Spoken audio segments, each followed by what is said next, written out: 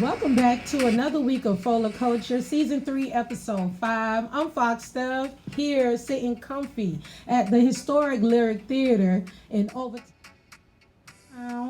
owned and operated by the Black Archives. And here with me is the Operations and Programming Director, Manager, it's all the same, Kamila Pritchett. How are you? I'm good. Now, we apologize for all the rescheduling. You know, they had Florida thinking it was really about to go down. Right. All right, so we're here through the grace of God, obviously. Hurricane Dorian. We missed them.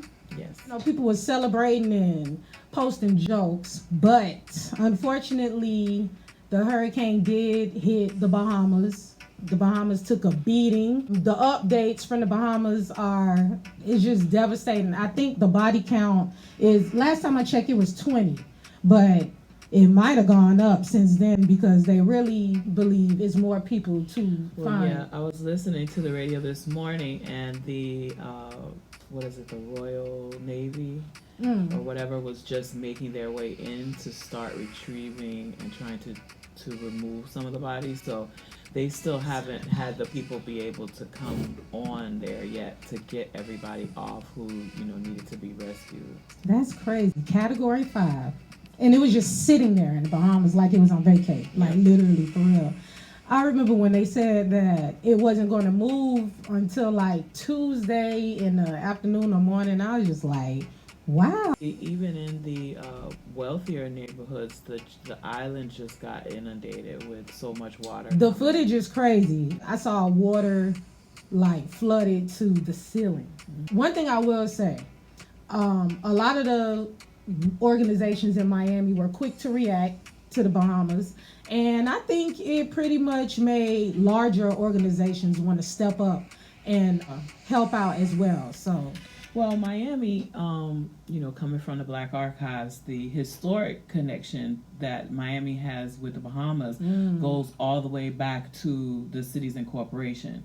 So the city of Miami, history. When the city of Miami was incorporated, you had to be a literate male in order to vote, to sign the incorporation documents.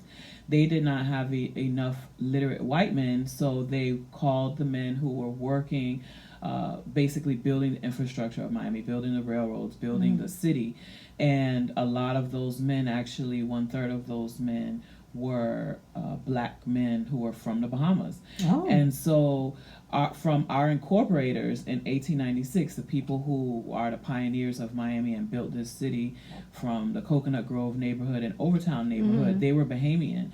And so the settlers, the black settlers of this city were Bahamian, and a lot of this community is closely tied to the Bahamas. So it's more than just, we have hurricanes, so we want to help other people because they had a hurricane, but we have very, very close ties to the Bahamas. Right, I'm actually half Bahamian. Right. So that's why it's important for us, and the Black Archives actually has an effort to support and to help with the donation of hurricane relief items.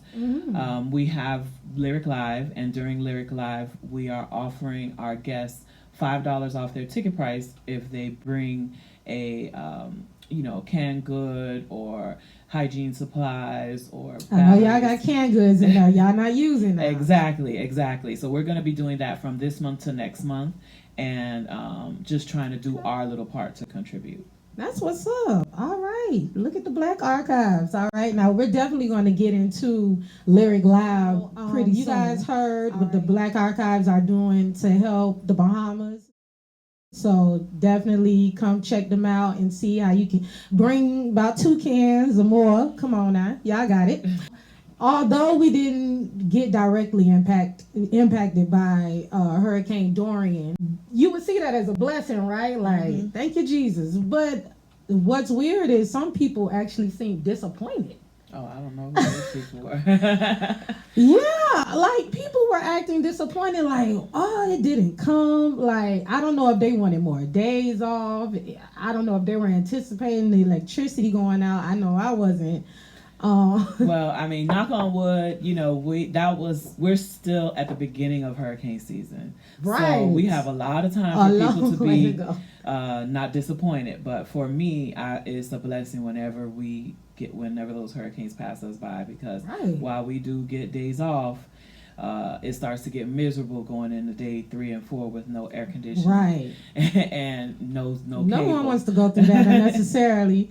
I think a lot of people plans were delayed, or they lost out on some kind of money or something like that. I know here, I believe the Urban Film Festival was going to be held, and I think it got rescheduled. Right? Yes, the Urban Film Festival was rescheduled to later on in October, I believe. So, it's just one of those things. Lil Romeo was going to be at that one, right? Yes. Yeah. At least it gives the ladies a chance, those ladies out there, a chance to attend the event, if they weren't going to go. So Right. It's all good. And it's better safe than sorry. You would much rather be home safe and nothing happening than be out in the streets and it turned out to not even be all that. Right. Yeah. All right. So once again, we're here at the Historic Lyric Theater, owned by the Black Archives. Now, who are the Black Archives? So the Black Archives is a nonprofit organization that was founded in 1977 by Dr. Dorothy Jenkins Fields. Dr. Fields was a librarian, and in 1976, the country was celebrating the bicentennial, 200th birthday. And so she was preparing like a display about Black Miami for the students at the school that she was the librarian. And it was, I believe, Myrtle Grove Elementary, which at that time was an all-white school. So, oh, really? Yes, things have changed. So when she called down to the main library to ask them if they had any artifacts or any information of Miami's Black history, the librarian put her on hold. And then she came back to the phone after a little while, and she said, well, the only thing I can find are obituaries. I guess those people don't care enough about their culture to preserve it or to preserve their history. And she said those people because she's assuming that Dr. Fields was white, because she was calling from, at that time, a white school. And because Dr. Fields herself knew the significant Black people who, from the incorporators to the Black judges to the Black police precinct to Overtown and its history, she just, when this woman said that, she just took that as a charge that she was going to make sure that if there was no place by then, she was going to be the person to start the organization that would collect Miami's Black history and make it available to the public, so that future generations, school children, researchers can come and have access to learn about Miami's history from 1896 to present. I didn't know that. Yes. Like, I see a book over there right now. It says African Presence in the Americas. Yes. And Nelson Mandela, A Long Walk for Freedom. I need to spend some time in here. Right. I mean, and this room is the reading room. This room is just filled with books that have been donated to the Black Archives. There are many rooms in here. Right. And so, but we also have photographs. We also have documents. We also have different items that people have donated that tell the story of Miami's Black history. And, we have seen, even more so than ever under this particular presidency, that what we know is real and what people tell other people sometimes don't connect. So what's important for Black people, specifically, as our purpose with the Black Archives, is that our story is consistent with our truth. And so in order for us to make sure in order for us to make sure that happens, we have to be the keepers of our history, and we have to be the ones who are telling our story to make sure that we are perpetuating our truth. That's right. All right. Now, I was very shocked that this place was founded in 1913. 1913. Yeah, so the Lyric Theater was built in 1913, and not only was it built in 1913, but it was built by a Black businessman. And this man's name was Jeter Walker. He was from Georgia. He traveled all around the world. He had seen, the European theaters and opera houses. And because at that time, Overtown was the up-and-coming, neighborhood for blacks, this is the place where he needed to build the theater. So he built the Lyric Theater in 1913, and throughout the years, it served the Overtown neighborhood. When it closed down and went into disrepair, Dr. Fields in the 80s, as a part of the Black Archives preserving historic structures, was able to save this building before they knocked it down, as so many other buildings in Overtown have been knocked down. And through years, there aren't too many buildings still up from 1913. No, this actually is the oldest theater in Miami. It predates the Gusman. The Gusman was, I believe, built in 1925, 26 it opened. Older than that. So we're older than the Gusman Theater. And black owned. Yes, black owned continuously. Wow. And for it to be such a historic building dating back to 1913, it looks very modern in here, like very nice and better than homes built in 2009. Well, it didn't come out the box like that. I mean, like 1913, the building that was there was the theater, which is what you see when you pass on 2nd Avenue. That's the original face of the building. It has been restored to its original facade. Okay. But then once you see the glass lobby coming around and the administrative building, which holds the archives that we're sitting in now, that was added on as a part of the restoration and expansion that started in, I want to say 2004 or 5, and it finished in 2014, and that's when we reopened the facility to the public again. Would you say your job, your role that you play, is challenging or stressful?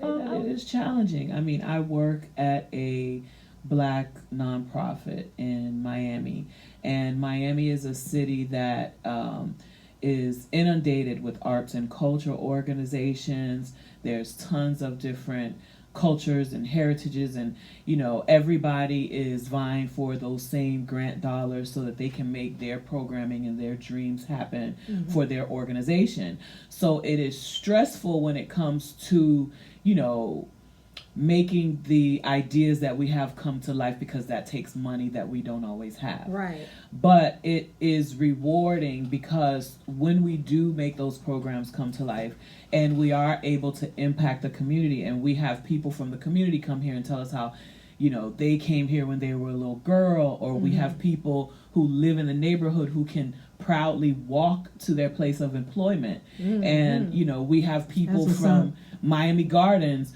who never used to come to Overtown for nothing, get in their car and come here at night for an actual event. So, those are the things that make the balance between, whether I wouldn't just cut and dry say that it's challenging and stressful, but it is challenging and it can be stressful, but it is rewarding and worthwhile. I like that. Now, what kind of activities, events could a local resident or a tourist catch on a random week here at the theater? Okay, so as I mentioned earlier, Lyric Live, which Lyric Live is our amateur night show. It happens on every first Friday. So the first Friday of the month is kind of like the Showtime at the Apollo vibe, where we have amateur talent. They perform on stage, and the audience chooses, who wins through applause if they like them, and then they boo them if they don't. Yes, they do boo. I did go to a Lyric Live. And so the Miami twist that we put on our show is we have an authentic Junkanoo band. The Lyric Live Junkanoo band is Showtime Junkanoo, and they are from the Bahamas, and and the crowd is completely into it. Put the one, the only Cosmic Key.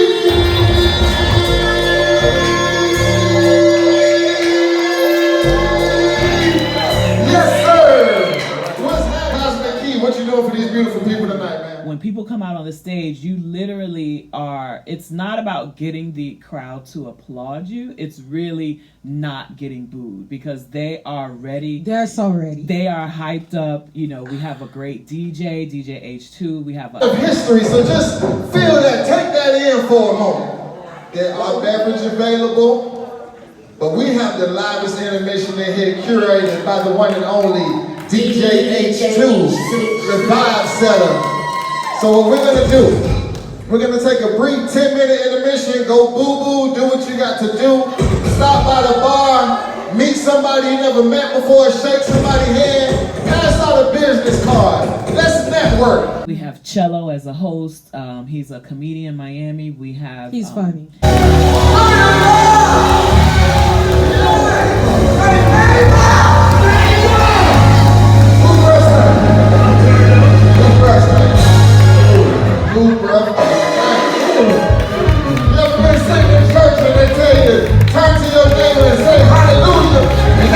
And we have Jody Hill and Deep Fried Funk as the live band. So, you know, we have all these different elements, you know, from the live music performance to the comedy to the live band. And then we have the DJ, which we have a little happy hour before the show. And then during the intermission, you know, during intermission, they, you know, get kind of lit too. If you get there now, the phone makes some noise. In the audience. So the show is really it's just an experience from the beginning it's to the a nice end. experience. It's a nice time. Now the age range to be a part of the competition. Well, so since we have that boo component, we really do require that everybody is older than age 17. If they're not performing to your standards, I need to hear, let's do a test run. I need to hear everybody boo. Some of y'all was practicing booing on the way here. Okay, on three. On three, I need to hear everybody boo. 1, 2, 3. This is for the adults. It is for the adults because our crowd will boo the young, the old, the saved, and the ratchet. They have no chill. I saw the boo the same. Yes. They usually, you know, back in the days when you would watch these shows, you're like, if you sing a gospel song, you safe. You are not. It ain't safe. I'm ready. Yeah, y'all put your hands together like this. Yeah, come on. Lyric live if you're ready. Put your hands together. I get hot just by pursuing the truth. When I get it, I'm right back to the pool. Yeah, cause every step that I take off, I don't have to push away cause I'm never forsaken, don't get mistaken. And it's a good time, you know. I mean, people really enjoy this, and people who really have talent, they get through. You know, I mean, it's not like they're just booing everybody, but you don't. But there's no pity clapping, right? Yeah, there's no pity clapping. If you got to bring the talent, and we've had some great talent come through. We've had a gentleman by the name of Theron Early who won our second season, because what happens is, each month we have the regular show where everybody competes, and then in February we bring the winner of each month back and do an all-star show. Oh, wow. So there's no booing there, but we have celebrity guest judges. We've had Peter Guns, we've had Lily from SWV, we've had Casey, we've had Joe Marie Payton. So we've had people come in and they basically give feedback after each performance, and then at the end the audience still selects by applause who wins the overall all-star. That's what's up. And so this is our 6th season of that. We've been doing it for 6 years, and that's a long time. This guy Theron Early, after he performed here, he actually went on to perform on The Voice. He did not get selected, but he did perform on TV. Yeah. Look at the alumni. Right. So is it free to attend the event Lyric Live? No, it is not. No, it's not. Nothing's free in life. It's not free to turn the lights on, and so while we have to maintain this wonderful historic building, it is not extremely expensive. The ticket prices range from $10 to $35, and that's if you're in VIP. VIP includes, you know, food and everything. What? So the ticket prices do range, and they are affordable. We make it so that, you know, if you get them in advance and you get them online, you can get them for like $10. Okay. Plus, you know, get them online, y'all. Right. Don't come to the theater. Right. except for this show and next show, because if you bring the donation, you can get $5 off your ticket. So we're only doing that for the in-person tickets. We're not reimbursing you for online sales. So, but you know, it's pretty popular. We're packed almost every month. The All-Star show is literally standing. You know, it's at capacity. We gotta cover it. It's cool 18 and over kind of vibe. I mean, you know, but we have had college kids come as a group. We've also partnered with Urgent Inc., which is a local youth group in Overtown, and their youth participants have come out as well. So, you know, it's for mature crowds. So if you're a mature teenager or something like that, you come with your parents. I don't think it should be a problem. So anything coming up that you want to let the public know about that will be here? Yes, actually. Other than Lyric Live, obviously we definitely need you to come out and especially donate for the Bahamas relief. Right. So the donations for the Bahamas relief, that's important. We're doing that for Lyric Live this month and Lyric Live next month. So we'll be running through tonight, September 6th, through October, the first Friday in October. And then throughout that time, you can come to the theater and you can bring your donation. And if you'd like to purchase your ticket for Lyric Live, we will give you the discount. We also have on Wednesday, October 16th, we're going to be launching the Glass House Comedy Experience. I saw something about that with Fat and Funny. Fat and Funny. Trey Gordon is going to be the headliner, Fat and Funny, and then comedian Tiana. Okay. So that's going to be the first show. It is a stand-up comedy kind of night. It's basically like an improv night, but you're going to have a feature. You're going to have 2 features, and then you're going to have a main performer. And then also, in the beginning, we're going to have 15 minutes of fame. So we're going to allow people who sign up from the audience to tell jokes to see if they could survive the glass house, because the motto is, you know, you can't throw stones when you're in a glass house. And since the lobby is the glass lobby, we want those comedians to get up there and give it what they got and let the audience, if they survive, if the audience doesn't heckle them or boo them or whatever, then we will invite them back at a later date to be a feature. So this is something that's going to be happening on every 3rd Wednesday. Beginning in October. That's what's up. You guys are starting a lot of cool things. Yeah, we are. Our programming is actually sponsored by the Southeast Overtown Park West Community Redevelopment Agency.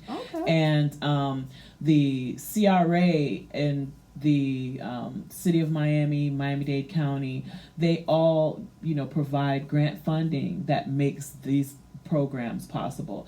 And, you know, the CRA, a big thing that they're whole mission is about is revitalizing the Overtown neighborhood through economics, and right now they're really focusing on the entertainment district. And what we've been doing at the theater is kind of like one foot in both sides. We're giving jobs to people in Overtown, and we're also providing arts and entertainment. So much black excellence going on in Overtown. That's what I'm talking about. Yes. How can they follow you on social media?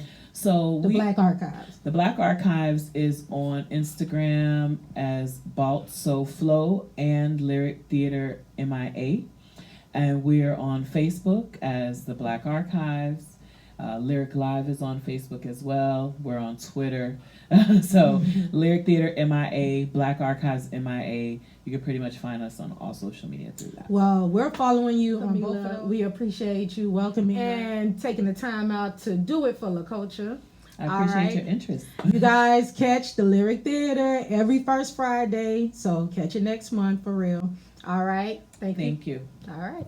Shit, clap it up for me. You're enjoying what you see? We judge around here. We judge. First time I do have to say this. I know I made a joke about ballet, but there is no ballet services tonight, okay?